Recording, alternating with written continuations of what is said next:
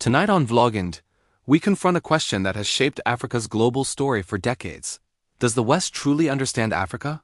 Why do the loudest conversations abroad often ignore the continent's deepest wounds? And why do some Western narratives treat aid budgets as Africa's biggest threat, even as extremist violence tears communities apart? Right now, Sudan is witnessing one of the deadliest wars on Earth, yet barely registers in Western headlines. More than 150,000 people killed, 12 million displaced, entire neighborhoods emptied, children forced to fight.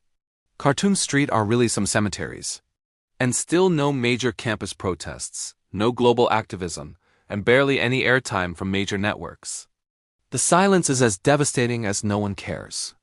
Nigeria and jihadist violence. Africa returned to the center of global discussion recently. You know what I mean? It could be a lot of things I envisage. A lot of things. They're killing record numbers of Christians. The systematic killing of civilians by jihadist groups like Boko Haram and ISIS West Africa. Trump even hinted at a potential U.S. military intervention in Nigeria, an unlikely scenario, but one that reignited debate about Africa's long struggle for stability and growth. Because behind the politics lies a chilling truth. Tens of thousands of Nigerians have been killed since 2009. Many targeted for their Christian faith, others simply for living in areas controlled by extremists. The Western narrative. Aid vs. reality. While jihadist groups continue to destroy towns and lives across West Africa, some Western commentators insist that the real danger isn't terrorism, it's U.S. aid cuts. A notable example is New York Times columnist Nicholas Kristof, who argues that reductions to USAID under Trump harm more Nigerians than extremist groups do. His claim? If the U.S. restored aid, 250,000 lives could be saved every year. And that the threats faced by Nigerian Christians are overstated or non-existent. But this argument misses the point, and dangerously so. It downplays years of documented massacres. It ignores Boko Haram's explicit religious ideology. And it suggests that Africa's biggest problem can be fixed simply by restoring American funding. For many Africans, that framing is not only simplistic, it's insulting. What aid hasn't fixed? Let's talk facts. Since 1960, Africa has received over $2.6 trillion in foreign aid. And yet, from 1970 to the late 1990s, when aid was at its peak, poverty on the continent rose from 11% to 66%. Why? Because aid often fuels inflation, enables corruption, and removes incentives for governments to build self-sustaining systems.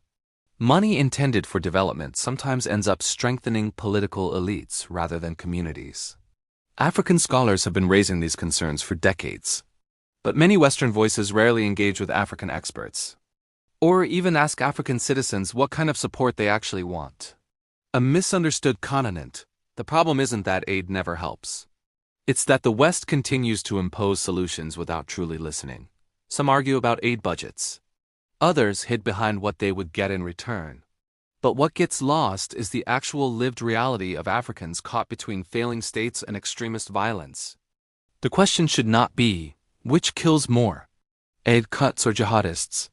The real question is, why are Africans still facing both threats at the same time? What's really at stake? There's no mystery about why jihadism must be taken seriously. It's an ideology that destroys villages, halts education, weakens economies, and traps entire nations in cycles of fear. Focusing on Trump, whether to criticize or defend him, misses the point entirely. The real crisis is Boko Haram, the extremists in the Sahel, the collapsing states from Sudan to others, and the international community's selective blindness. A call for honesty. Africa doesn't need pity. Africa doesn't need saviors. Africa needs the world to see the full picture, and to stop simplifying a continent of 1.4 billion people into an aid budget spreadsheet. The West cannot understand Africa until it listens to Africa. And Africa's story cannot be reduced to dollars spent or dollars cut. It is a story of resilience, of struggle, and of millions demanding safety, dignity, and the freedom to shape their own future. I'm Sal Pier, and this is VlogND. Stay informed, stay critical, and above all, stay aware. Thank you for watching. Don't forget to subscribe to the channel, like and share our video. We appreciate your support.